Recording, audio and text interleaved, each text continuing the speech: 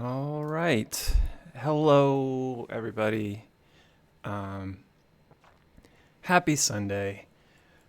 I just wanted to have some fun today, and I wanted to plan out a one shot.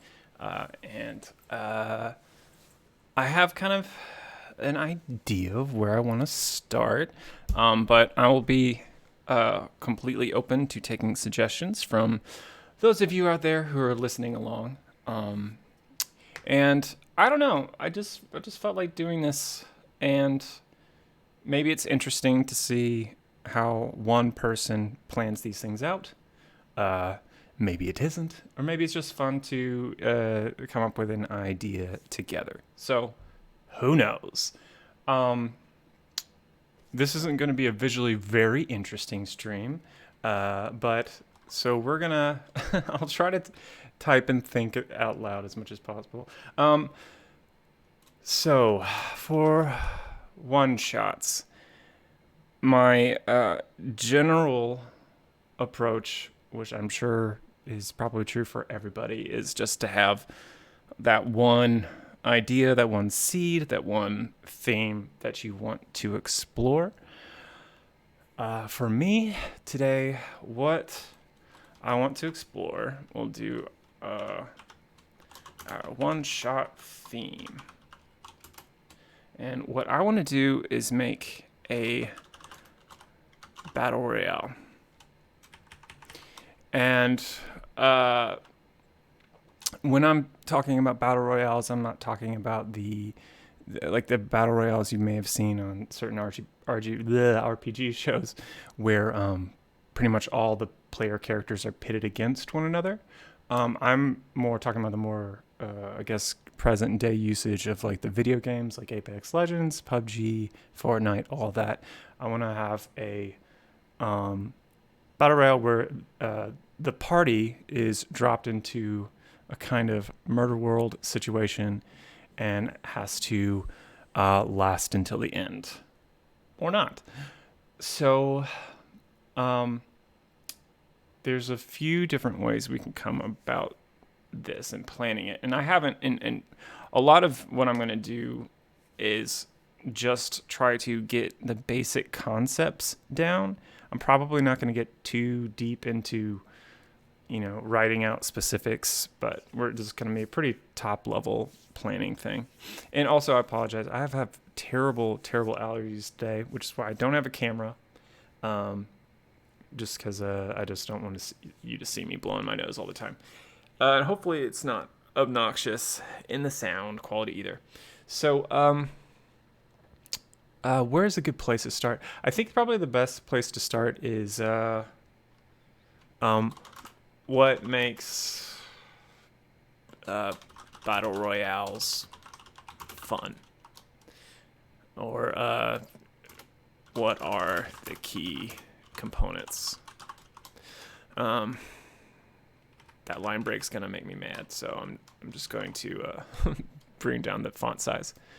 Okay. Ooh. All right. So first thing I think of what makes a battle royale fun is the constant, meaningful decision making. I don't know how to do different macros and stuff, but we're just going to do that for a double point. So what I mean by that, I guess, where do you land? Where do you go?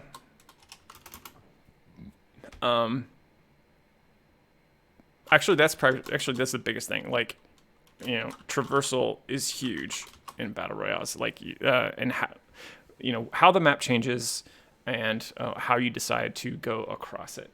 What's another thing that I like about battle royales is the randomness. Just you could even call this gambling, really. Risk and reward. again, this is going to be really high level, like ideas. Like, we're not going to get too deep into anything. So I think the last thing is just like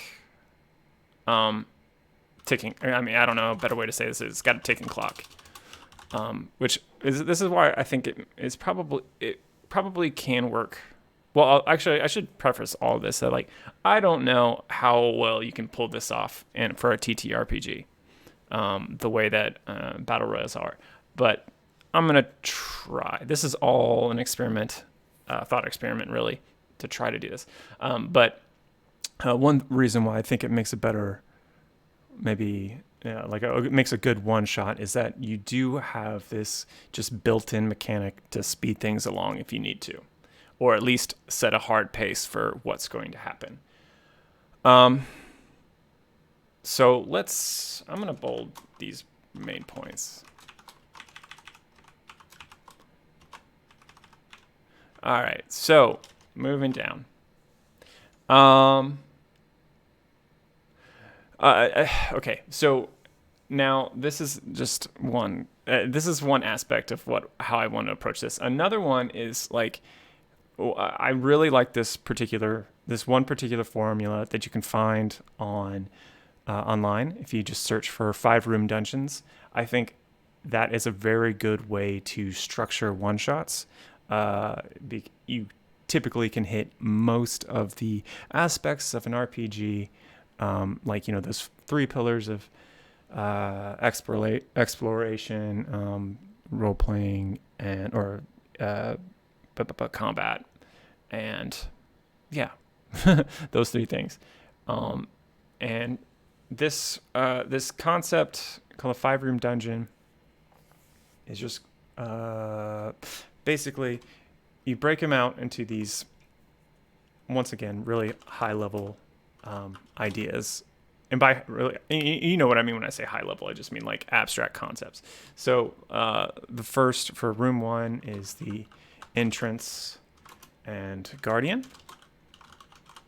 So this is like how the the adventurers arrive, like what is preventing them to move forward. And this can be anything. This can be just a random monster. It could be a golem that comes to life. It could just be a locked door. It doesn't actually even have to be a sentient thing or even like a thing that's animated. It can just be a locked door. But the idea that once they find, and the guardian could also be maybe this dungeon entrance moves around. Maybe it's difficult to find for another reason. It doesn't have to be like, when you're looking at these concepts, like, don't think of them very literally. Think of them really high, more abstract. But a good dungeon starts with an entrance and a guardian, I think. These next 3 rooms don't have to go in this order, but this is just the order that they usually put, or like this is just the order it's written down in. But you can switch out any of these things. But the one they have is a puzzle or role-playing challenge. Puzzles are pretty self-explanatory. Role-playing challenges are also fairly explanatory, but there may be somebody inside the dungeon and needs to be convinced to do something. And once again, in addition to all these different categories, don't think of them too literally. Also, don't ever think of a dungeon too literally, as in like a bunch of rooms in the ground. You don't have to think of it that way. A dungeon can be pretty much any string of things that happen.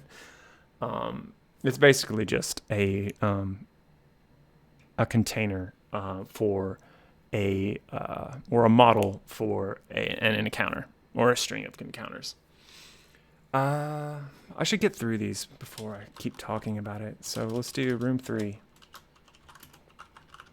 It's a trick or setback. It could be anything. Once again, anything. Maybe the roleplay challenge, maybe party was led to believe something that isn't true, or maybe they go down the wrong pathway. And I say quote unquote wrong. wrong pathway, gets stuck someplace, the floor gives way, gas, who knows? It could be traps, it could be anything that happens here. Room 4 is a climax, a big battle, or conflict. Yeah, that's pretty self-explanatory. And I do think that it's a little bit hard to, I think when you're looking at this, you're like, well, that always has to be 4. I guess a better way to look at this is like, a lot of these things can go in the same time. Like you can have a puzzle during your big battle or for your trick and setback, and you can kind of cram all those into and blend them all together.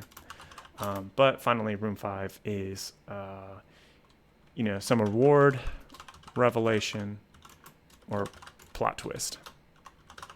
Okay, so this set of 5 rooms in a dungeon, I think is very cool way and a very helpful way to kind of compact an experience into one session, which is not the easiest thing in the world, to be honest.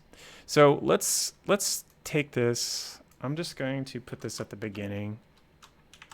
I hope that you aren't hearing that. I'll get used to, or I'll get rid of that at some point. I'm not used to typing on a PC, to be honest, so we're going to hear a lot of noises that you're not going to want to hear. All right. Let's see. Cool. So let's figure out how to kind of apply these 5 concepts with these kind of 3 components of a battle royale. I'm going to start where it's easiest. It's good to start where you actually might have some ideas already. And I think some of these are going to pretty much be fairly obvious. I think let's start with gambling.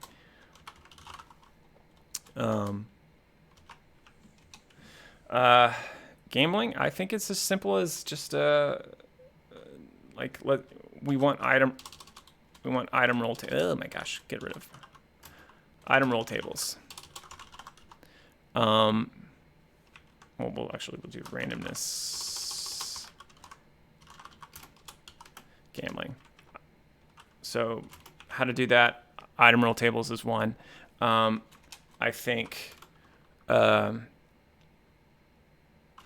I should probably all do, constant meaningful decision making. Let's actually go back a little bit.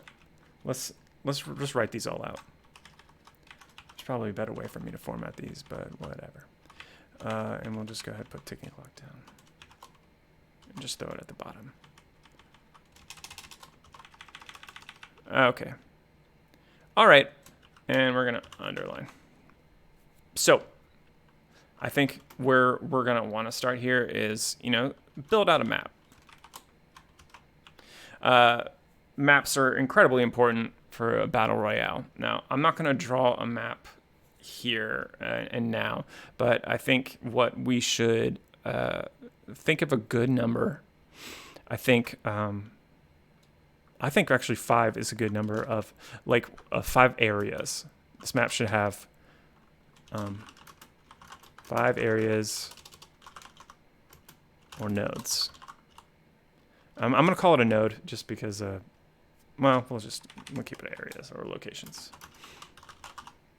I think that you should put it up into the player's hands where they want to land, basically. Maybe they get teleported there. Maybe you actually, maybe griffins drop them off. You can do whatever you want there. But I think you should put it in the player's hands. Where do they want to land? And so hopefully this one shot could be run more than once by the same group, or the same players, and they can experience sort of different things each time. So I think having 5 areas, I think the areas, I'll say they should be distinct from each other. New, bizarre environs, or instead of new, I'll just say unique or bizarre environs. So, because this is a one thing I like about the Apex Legends map that like PUBG doesn't, or actually Fortnite and PUBG don't really do, is like their map is actually pretty bizarre in that like there's like desert, there's swamp, and then there's like wooded areas, and they're all kind of like just crammed right up against each other. Um, and I think that you can get away with that in this kind of map. That you can, the concept for behind it could be anything. Once again, you could be like trapped in some sort of like chaos plane. And honestly, I'm thinking of the villain in Marvel Comics named Arcade, who has like runs Murder World, I think. Um, it's either that or Mojo. I can't remember. Maybe they both do. Um, but you can have some, some entity wants everyone to fight each other, or you can come up with something more meaningful, or more integral, and it's not necessarily these players are just picked out of nowhere. Maybe it's more like I'm trying to think of something like, I mean, well, the obvious answer is like Hunger Games, where these players are kind of scooped up to represent their districts. Or you could do something like, like the kind of like spin off on the Minotaur myth. And instead of all these people being led as sacrifices for the Minotaur, maybe they're being sent to fight each other and maybe slay the Minotaur at the end. But I'm getting a little bit off track. I think like the environment, you should play with a bunch of different ones. Like maybe there's a snowy area. Maybe there's one where gravity works differently. Maybe there's a jungle one, and maybe there's a desert one. Each, I think, should have its own environmental effects.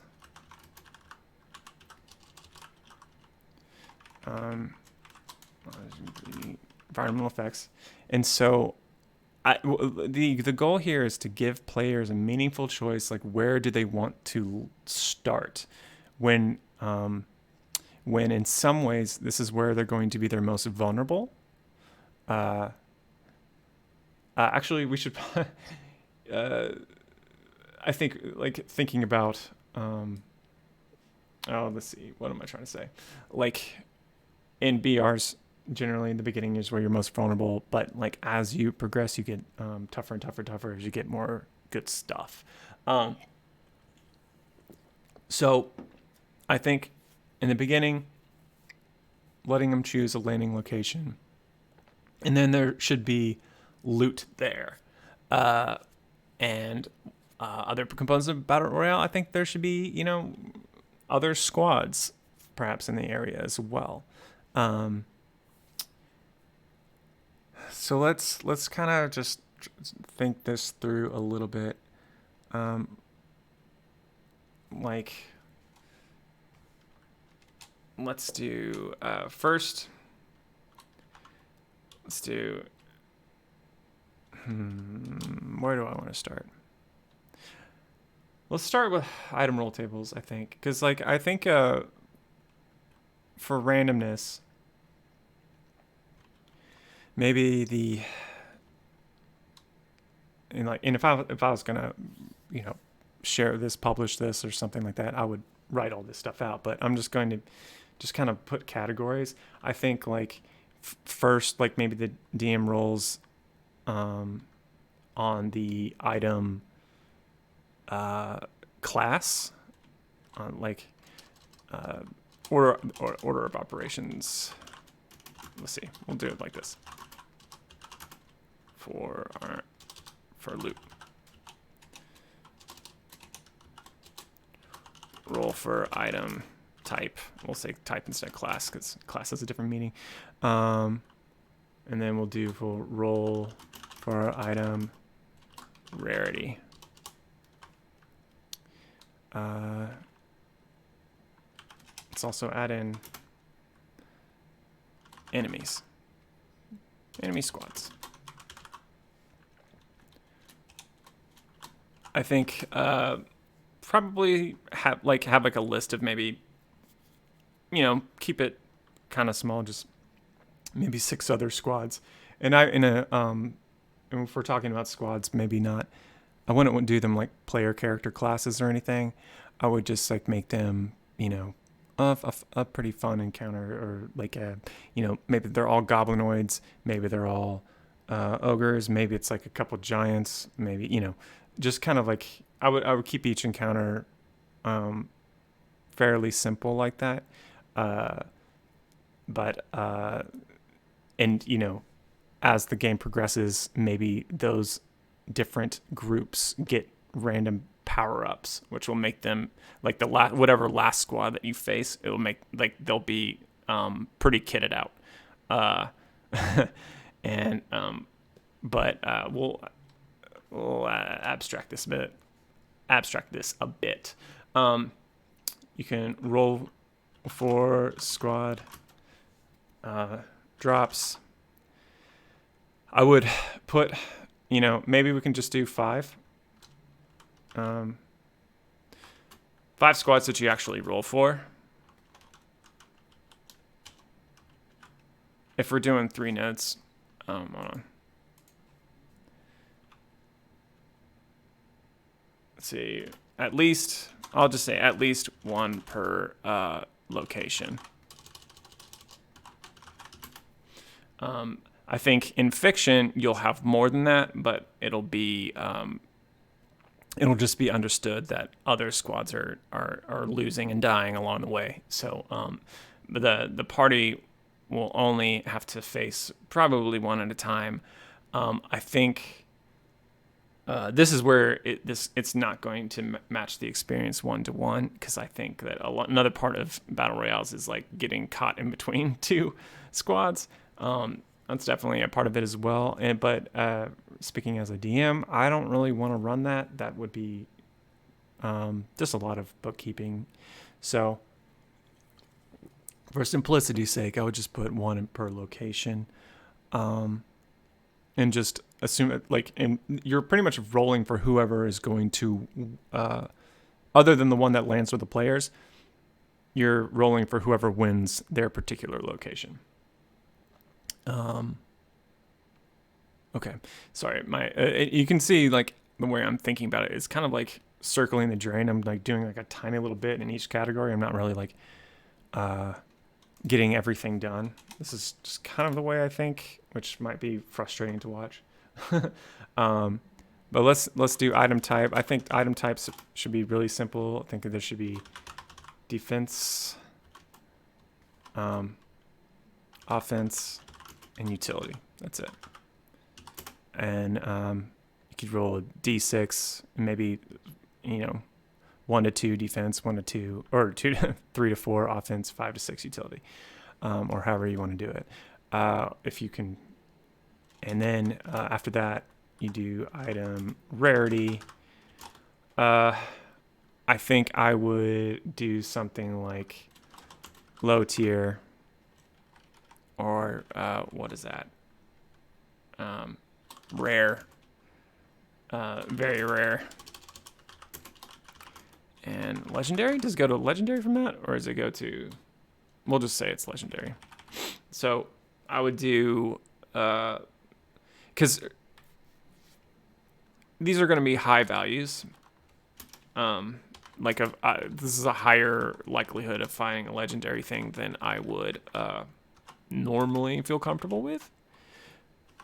But I think, considering that at maximum, like the party is only ever going to get maybe 5 loot 5 loot crates or whatever, like you do kind of want them to get 1 legendary item from that, because that's just fun.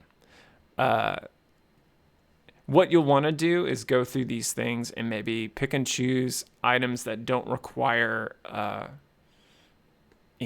like that, with abilities that are fun and meaningful for what the party is about to experience. I think that's a relatively good spread. You want like common items, or I feel like, yeah, this feels okay with me.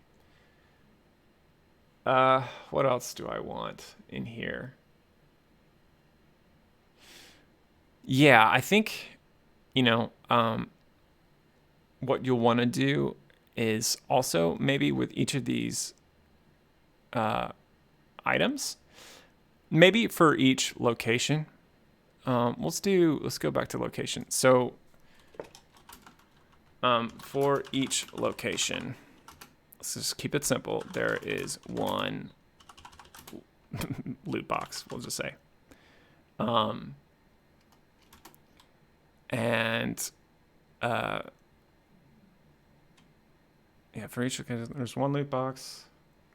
And we can expand that if we want to, and I think that feels okay. So this will probably be the most fun for a group of 5 or less with these kind of arbitrary numbers set.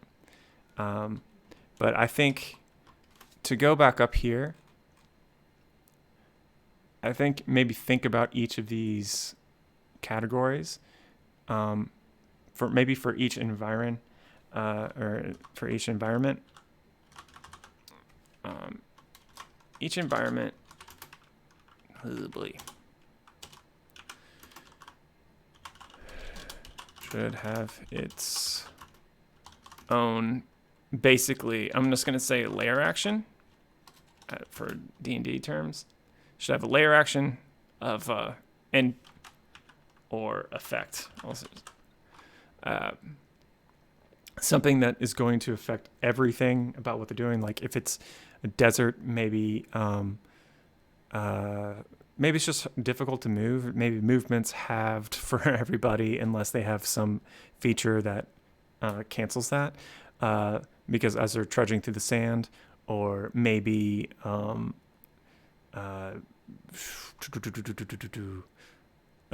maybe if they're out there for too long, they get the effect of heat metal on them onto a random item. You could like roll for that.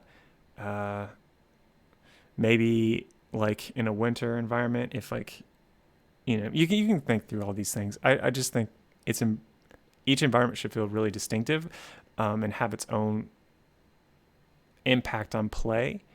But you also don't want to get like super involved in it. I think they should just feel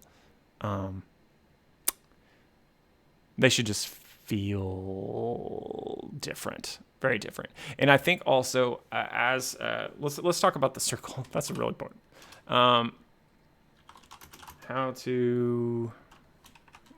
We'll just write the circle. So for the circle, I mean, I think again, since we're kind of abstracting this, I think, and by abstracting like the map, I think just each round close a node. And it should be a random node. And I think like, yeah, close a random node. Let's see. All right, so let's think this through. So if there's 5 locations, I think here's how I'll say this. I don't think that the players should go to all 5 nodes. And that said, maybe you increase how many loot boxes there are per node. I'm going to say there are limited. I'm just going to say there are limited loot boxes. Just because I think it'll start to get tedious if you go to 5 completely separate locations. And also we kind of want there to be a little bit of replayability. So I think, yeah, we'll do limited. Maybe maybe 2. 2 should be fine because that still will, as the players move from one location to the other, they still have a chance to get at 2 loot boxes, I think. Now, okay, so let's think through this. uh, and by the way, the more I'm writing this out, the more I'm thinking that like maybe it's not all random. Maybe you just like you do all the rolling before the game starts and you just like map this out because you don't want to be like slowing down the game because you're like figuring everything out. But I think maybe what I'm trying to build here is just like a series of roll tables that will randomly build like a night for the PCs. We'll do stage. So we'll build this into 3 stages. Okay.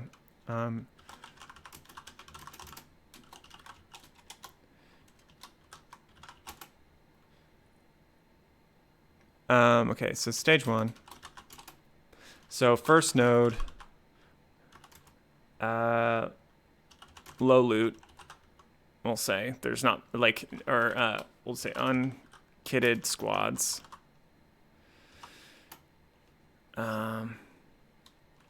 Stage 2. What part of the challenging rate for your players to possibly face? Yeah. Stage 2.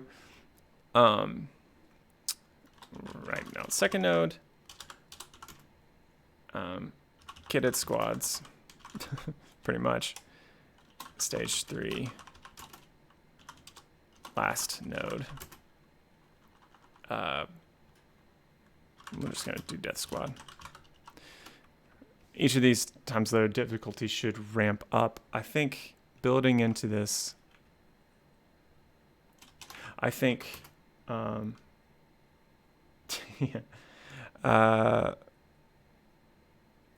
each location should also have mechanics to, I think, to eliminate, how do I want to say this? I'll say to simulate a short rest. But, but limited use. I'll say but limited use. Or I'll say limited quantity. As in, not every player gets to short rest.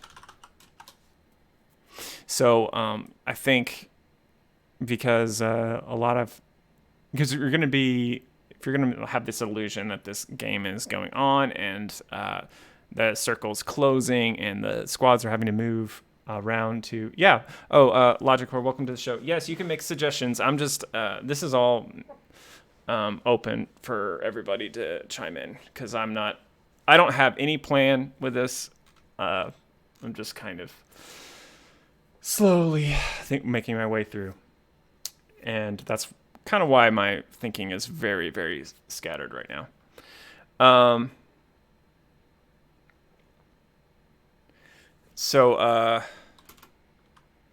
I think I like the idea, like essentially what this is doing. Maybe is like, think of them like med kits, shields. Let's see. So your idea is the short rest mechanic only stays active until predetermined numbers of players left. Can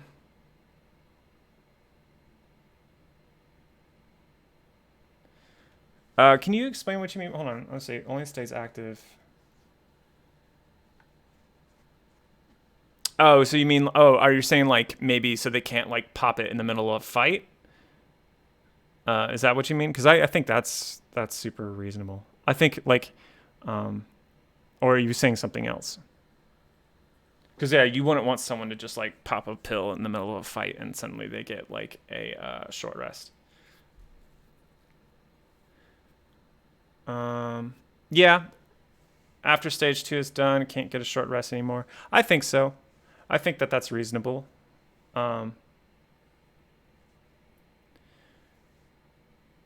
Correct. Correct. OMG. If you're just popping in to this stream. This isn't meant for PvP. It's meant for squad base. So the party is fighting together.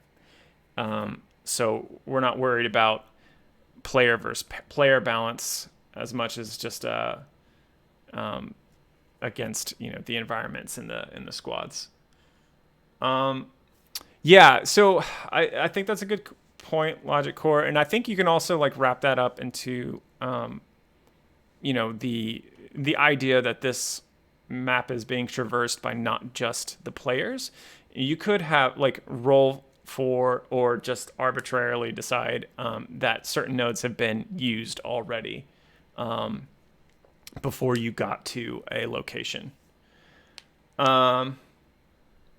So that kind of makes sense to me. So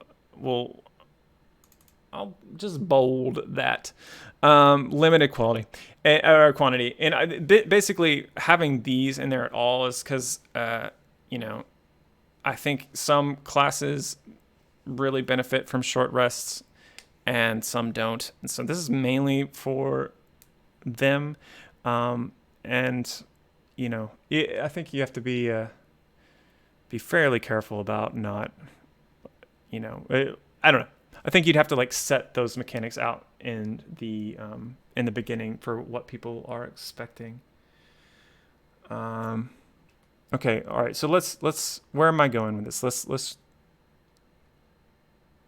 These are different things about the location. All right. So sorry. Circle each round. Close a random node. As nodes close, and players have to move to a new node where monsters are, I'll say where the squads are stronger, better equipped, and yeah, we'll just leave it at that simple. I think one thing that flavor-wise, show flavor. I just write out what I say. Show signs of conflict. Describe squads that have already been slaughtered when you get moved to a new node, I think.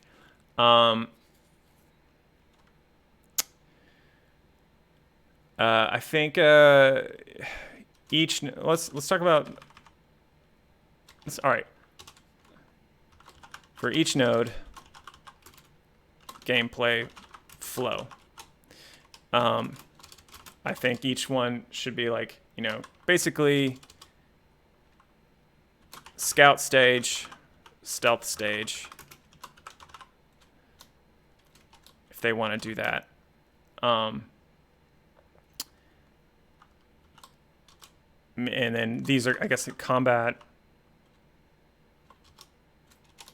These aren't necessarily, well, now I'm running out of flow, but these don't actually have to go in this order. But combat, traversal,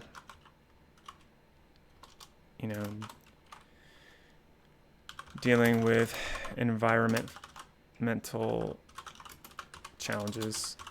This is where you can bring in a lot of skill challenges.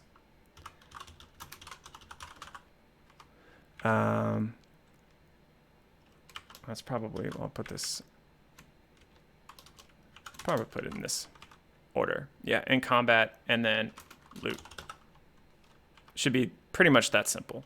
I think maybe after the first node, maybe you could say like the squads aren't actually getting to quote unquote loot boxes. They're only getting loot off the people that they're fighting.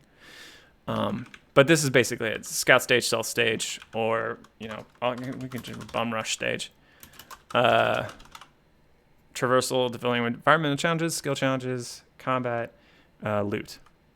And the way you're going to want to flow this, I think, or increase the challenge is, or actually just that. You're going to want like the first stage to be pretty simple, and then ramp it up for the next one, and then make it hard for the last one.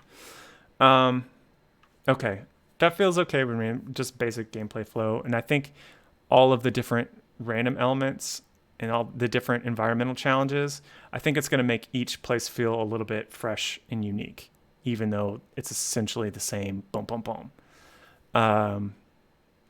Okay, so let's go back up here. Ticking clock. I think. Actually, let's write some stuff out about this. How do we get the ticking clock? I think.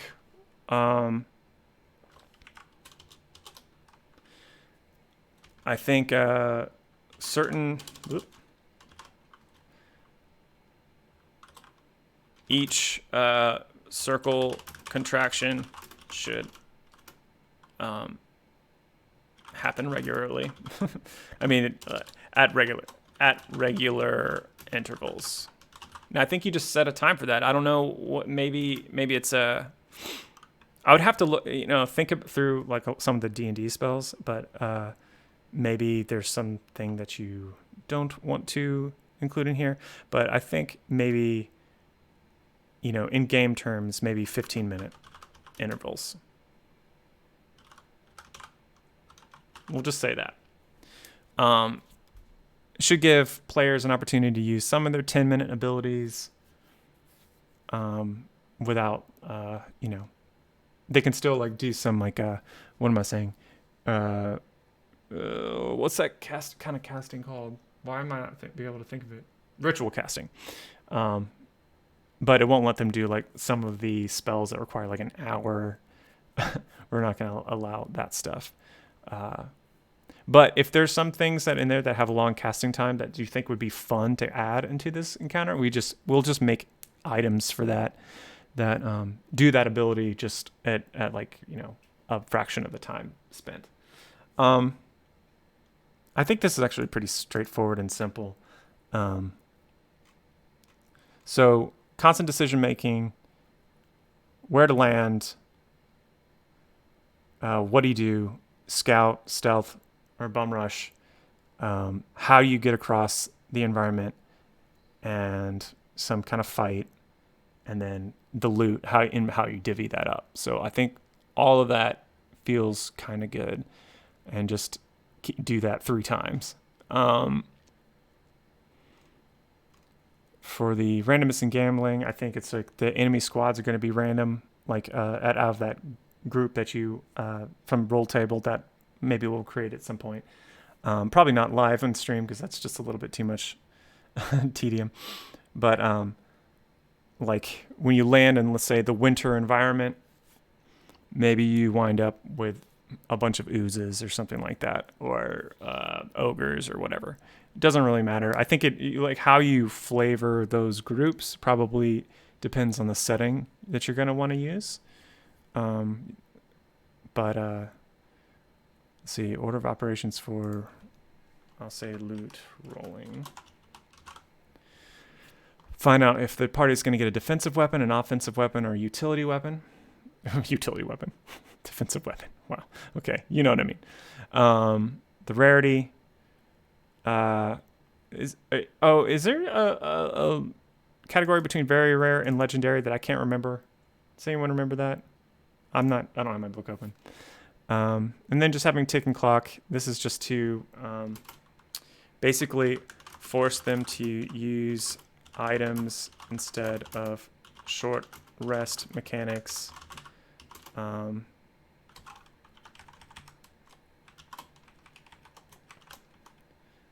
You want to limit that because you do want attrition to be a part of this, even though that they're getting stronger as they go. You still want trade off, like some expenditure of resources along the way. Let's see, what else did I want to think through? Okay, so what this is really, honestly, this isn't really that special in my mind. This is just a bunch of encounters. I think what will make this one shot the most fun, where characters, I think for one shots it's fine to have, just what am I trying to say? fights, and that's okay. I think it's going to be better if there's some personal stakes involved.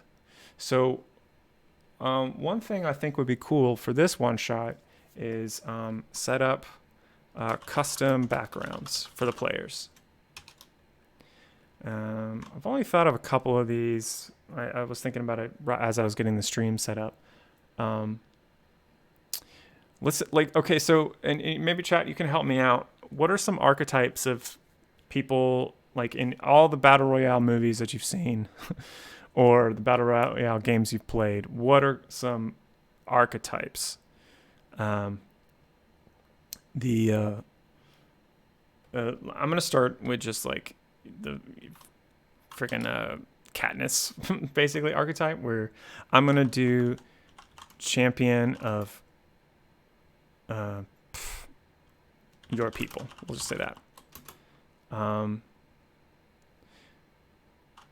Well, let's write them out and then we'll come up with things. I need to scroll this further down. Sure. Let me actually do this. There we go. We'll just do this. Well, the camper. Yeah. Yeah, I mean, we could do that. We could just like, let's just write out some stuff. Camper. Well, actually, you know what? I think these might be fun to do these as like, okay, so here's how I want to do this. So these custom backgrounds should have pros. Oh, should have pros and cons. So now I want to make tie this in to some sort of personality and background, like literally a background where like you kind of know who your character is before you even play it. So let's do champion. Like let's say that this, I'm gonna keep using the word or keep the name Murder World for now, where you choose this background. Basically, fluff. You have agreed to fight in this tournament to save your people or your family, or maybe not even your family, maybe a loved one, something. You are here to save someone. So let's think about some pros and cons for that. I think pro, it's like, I would say sense of purpose. And maybe that sense of purpose can show itself in, as in maybe like you push through the pain harder than other people because it's not just about you. So for now, I'm going to say like maybe you get one use of legendary resistance. So, but con, so for if we're gonna like go from the archetype for in the Hunger Games, I would say Katniss's like con was that like forced to keep moral high ground. Like felt like she couldn't ever kill someone who didn't or do a certain couldn't solve a problem unless like there was literally in like the most efficient way, just because I think she had to be a good person. So I don't know, like this is just placeholder for now, but I think like some sort of like flaw that hinders the type of decisions that you can make, but in a way that hopefully like maybe every time I think that even the cons, I'll say this, pros and cons, or we'll say Actually, instead of pros and cons, let's say features and flaws. Okay.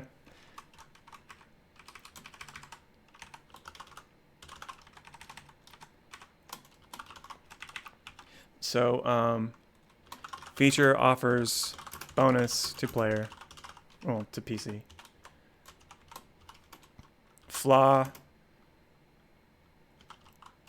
if PC does or acts out their flaw in a way that complicates their situation, they get a bonus of some kind. So there should be some reward for, doing something in a harder fashion, or a way that complicates things for yourself. So another thing, so there's not, I don't like these terms because champion and veteran, like those are going to have a bit of an overlap, but or like in just from a glance. But for the veteran, I think basically you're too old for this shit. I think the feature should be something like inside knowledge.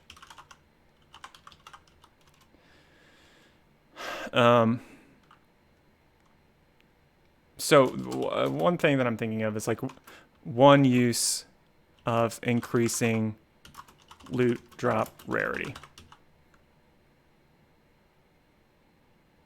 Or let's see, champion, competitor, veteran, previous survivor. Yeah, competitor, previous survivor. Yeah, I don't know that completely solves the problem, because I think I don't like these, and I agree that these are bad, but like I like veteran. I think veteran is evocative. I think you know what it means when you see it. Champion, I feel like that's not the right word for someone who's I mean, we'll just say not unwilling, but we'll say reluctant champion. We'll just say that for now. I don't want to get too hung up on names for now. But yeah. Savior. Oh, Savior's good. I'm going to keep reluctant, though, because I feel like that reluctant Savior, that works. Thank you, Logic. All right, so feature is inside knowledge. Maybe one use of increases loot drop rarity. Except the problem is, I think that if players have that, they're only going to use it if they find a very rare item. Or maybe they have to determine it before the DM rolls. Or they can ask for reroll of a loot drop. And they can choose their result, I think. We'll just say that. One use of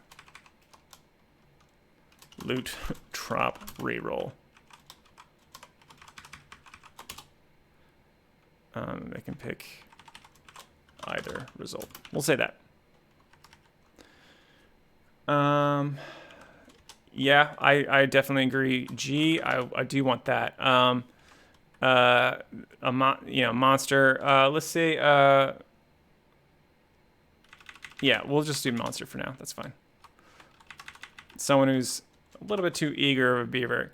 So let's say like thrill of the kill.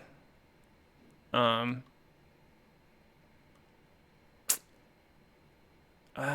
of the kill feeds you. I don't know. No, not feeds. We'll just say empowers you.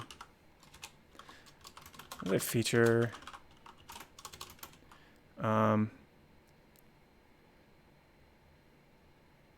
For each encounter you survive, gain +1 something. I don't know. Like, I like the idea that, you know, whatever they do, like, they just get, like, more and more focused as they go, because it's like their bloodlust is being fed. Flaw is, oh, I forgot to do a flaw for veteran. We'll get back to that. Flaw for monster seems easy. I think, like, temp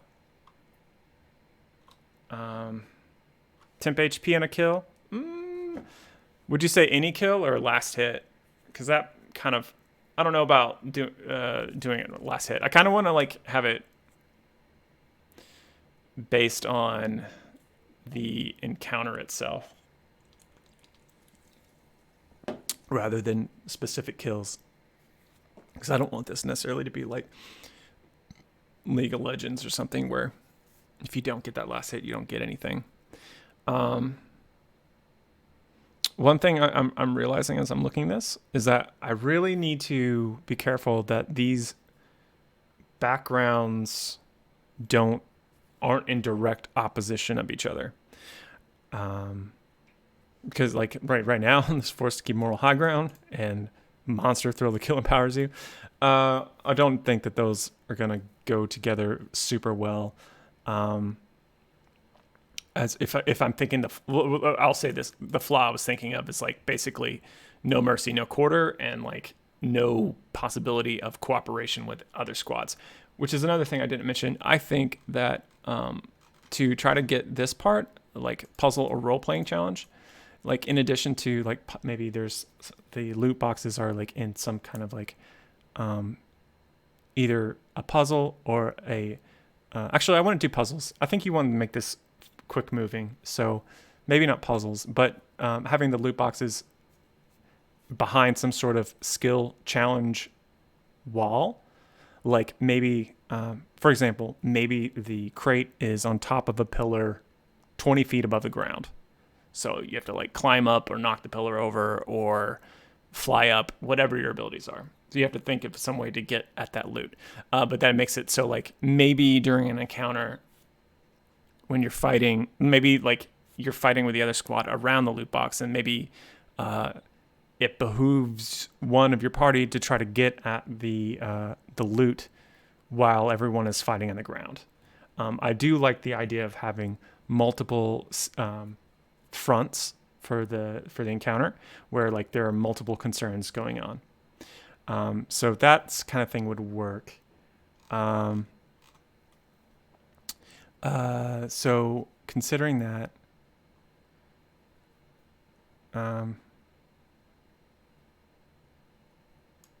I think this one might need to go, because let's just drop all the flaws for now. We'll come up with flaws later, maybe. So Reluctant Savior, Veteran, Monster. I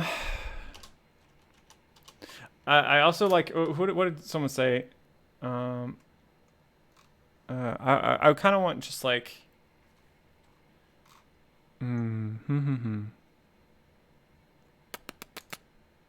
what would be fun to play?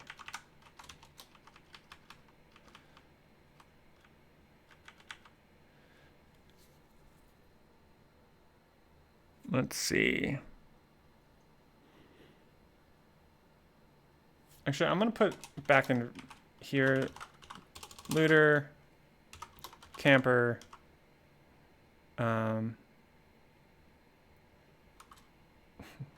aggressive. These are all kind of just, like, negative things, or potentially negative things where these could get you into trouble. I don't want camper. Actually, I don't even want to, like, encourage that kind of play. So, we'll get rid of that. What is another archetype? Does anyone know any other archetypes for battle royale stories? Like, other than innocent, you know?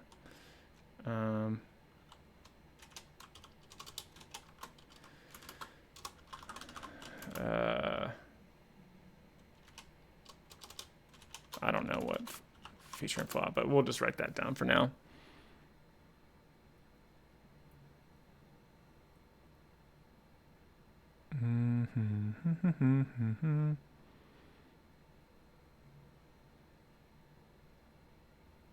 But okay, so let's think about this. You're here to save someone, sense of purpose, flaw, maybe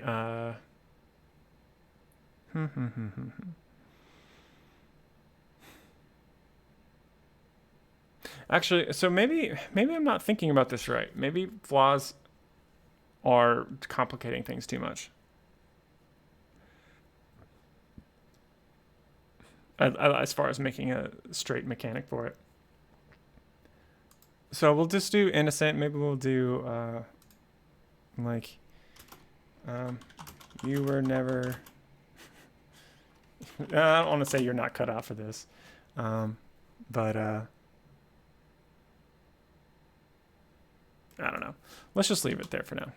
I do think the custom backgrounds are important because I do think that like it's good for players to have a framework for when they get into this story, like who is your character, because like they're going to be completely untethered from anything. So I think this gives you a goal, in a way, a sense of context for what you're doing. This gives you a sense of context. Maybe one more win before retirement, essentially. The monster, yeah, that one's self-explanatory. What your motivation is. It's like just more, get all to kills. So let's look back. Let's get because I haven't really got too deep into any of this stuff. Kind of high level. So, Entrance and Guardian. Let's think about how we'd actually structure this encounter. I think the introduction. You could actually let's copy this and just move it all the way down.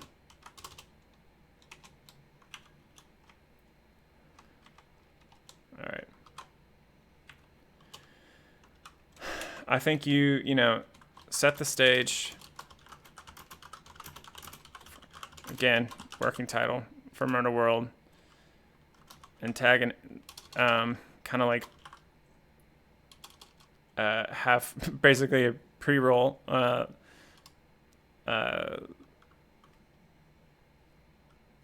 Let's just say it's these three for now. Let's just. I think you'd want to add more later, but for now, let's just say it's a squad of 3. Set the stage for Murder World. This is some sort of extra planar thing. Set the stage. Introduce the rules, the villain who brought you here. Well, maybe not in that order. Whoop. Am I even on screen? No, I'm not. I need to scroll down further. Y'all can't see this. Okay. Okay. Let's say set the stage for Murder World. That includes the villain, the other combatants. You don't have to go through all of them. Just like pass over them briefly. Second, squad meets each other.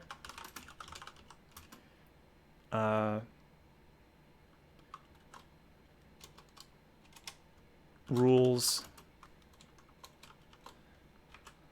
of the map. Well, we'll say no. First, show them the map. Explain the rules, as in nodes shut down every 15 minutes. Or basically select a starting node. I don't know why I call these nodes instead of locations. It's just more natural to me for some reason. Select a starting node. Nodes have loot. Nodes shut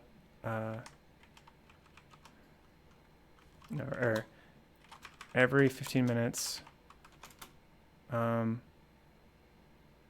node shuts down.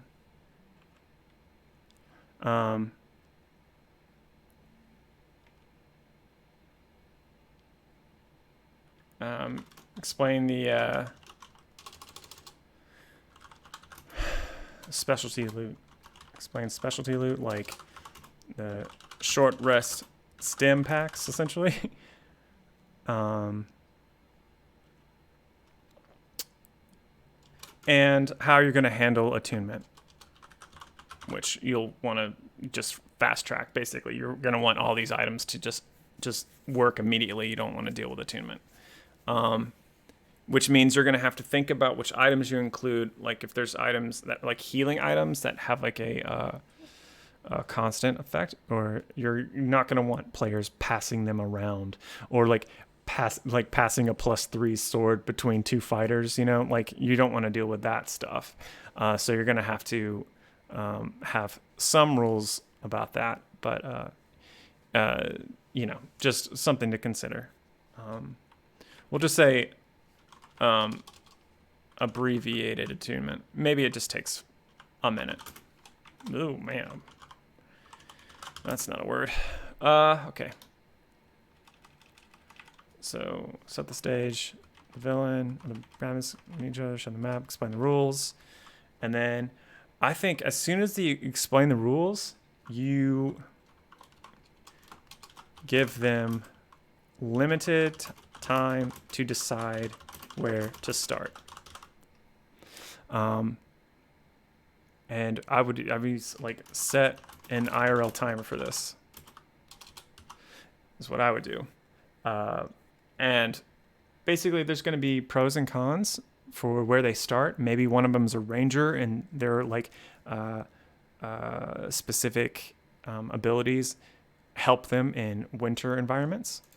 I'll bring this down. Sorry. Once again, having trouble remembering to frame this.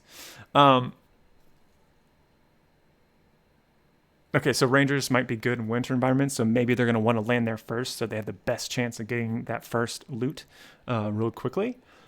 Or maybe you want to like plan out to save it for last. Maybe you want those benefits when towards the end when the encounters are going to be the hardest. Now, the one thing that you don't get to determine, or they can't decide, is what's going to be the last node you go to. But another way I'd probably, that said, going back to the nodes. Let's see. Circle each round, close a random node. As nodes close, players have to move to a new node where the squads are stronger. Better equipped. Okay, so one aspect of this I would be like, not nodes are interconnected.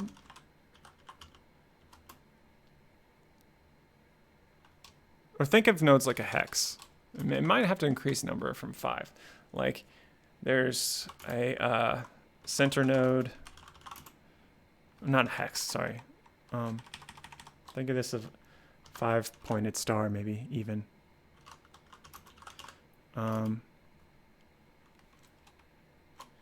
You can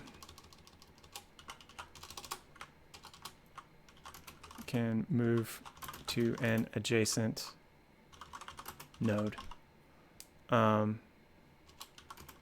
but not every node. So I don't know how you have to lay this out. Maybe, I don't like the 5-pointed star. That's because that's not a good shape for this. Let's say you can move to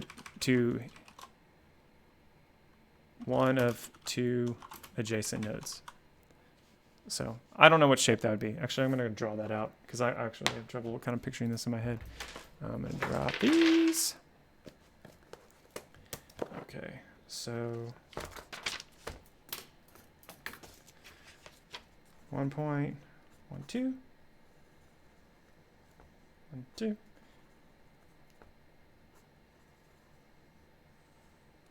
Okay.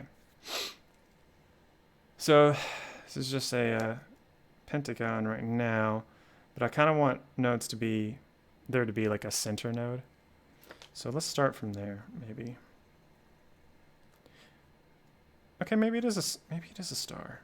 So maybe actually instead of, maybe I think, or it's not a star. It's just an X. It's just an X where the center point in the middle is where all the nodes meet. And so maybe, but if you close down that node, they can't get anywhere. So I know this is not thrilling for everybody. I'm gonna think about that later because that's not, I can't really show that visually right now. So we'll think about that later. But I like the idea of like if you go to the winter place, you can only move to one of two nodes. After that, like you can either go to the sand one or to the underground one or something like that. But you can't go to just any one of them after that. I'm not sure how you would exactly map that out at the moment, but that's the way I would try to construct that. So let's go back to here. Introduction, set the stage, squad meet up, show the map, explain the rules, give them a limited time, decide what start, set an IRL timer, and then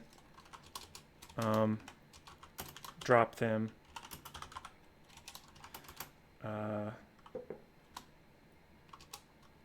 Race to loot, skill challenge, I think. If they're gonna just slow and like not try to get to the loot as quickly as possible, and they're gonna like wait until like the other squad is busy trying to get up there, they can do that. But I think like you want the enemy squads to race for loot. Actually, now that I'm thinking about it, maybe like different squads have different play styles. So you're only going to need 5 total. I think probably make 2 of them or 3 of them naturally aggressive.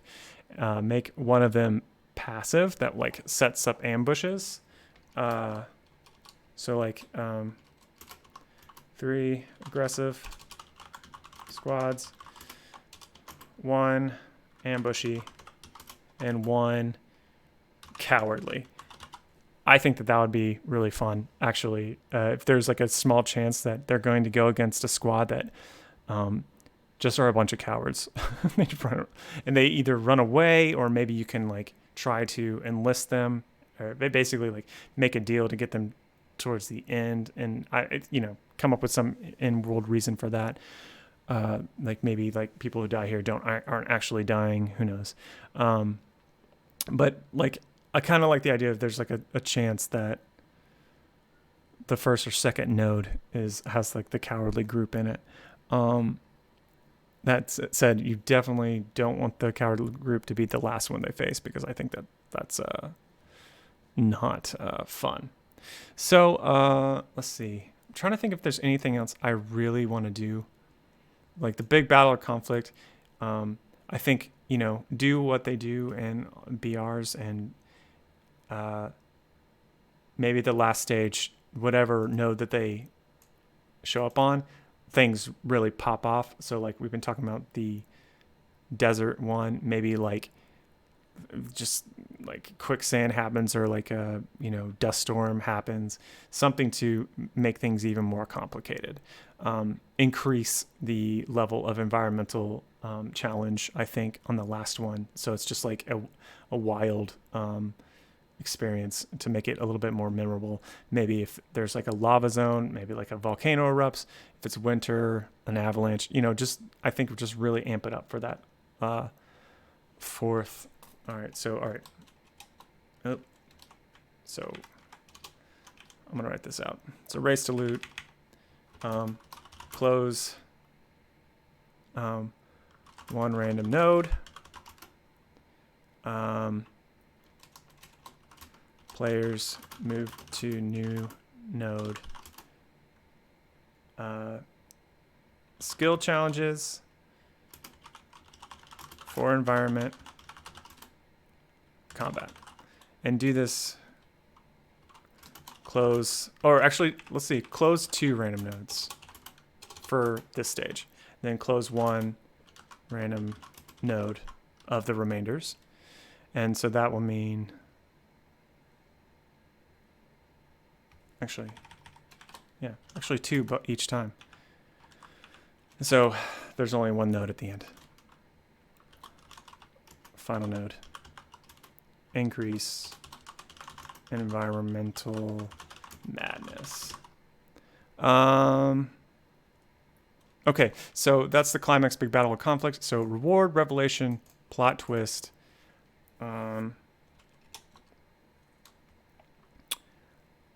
Reward's pretty obvious. You can do things with that, like whatever, for the reluctant savior, it's like that their people are taken care of or something. For the veteran, you get to retire. For the monster, they put you back into the grinder or something like that. Maybe the reward is, you can make the reward whatever you want. I'm looking at this, and I think for now, that's probably all I'm gonna do with it. Does anyone have any thoughts, questions, or anything? I don't think this is necessarily like, obviously this is a ways away from being a one-shot quite yet. It's got a lot of roll tables to come up with. But as far as like the flow of a night, I think it works. Oh man, I'll give a little chance for chat to chat. And if not, I might just end it in a minute or two. One thing that I'll add, role-playing challenge.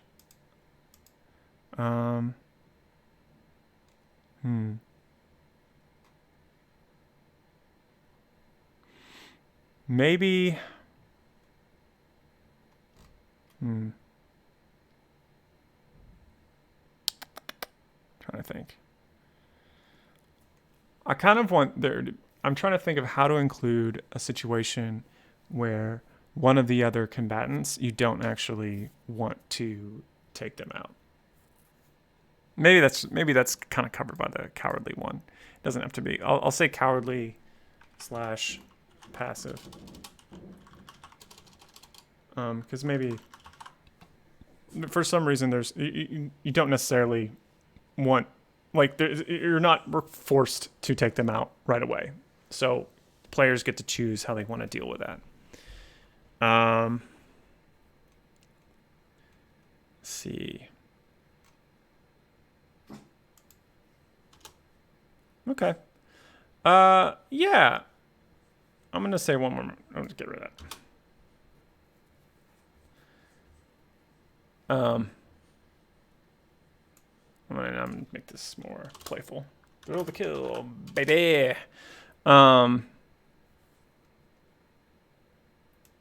Get rid of that.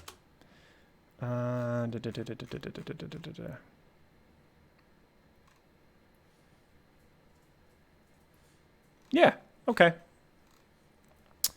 All right, that's good. I'm gonna stop there. So that's kind of, this is a atypical one shot for me to come up with, or to think through. So it's a little bit. That was actually weirdly kind of complex to get that for me to think through these things. I like the randomness that it suggests. I think the key before this would come to a place where it's publishable, obviously, besides all the fluff text, and like setting out the roll tables for everything. I think that one thing that you'd want to do is, I guess, just look through the classes and make sure that there aren't any classes that are being completely empowered by this game type or completely left behind. But yeah, so that's going to be it for me. If you want to talk through this more, I will be on the Discord channel. So thanks, y'all. Have a good one.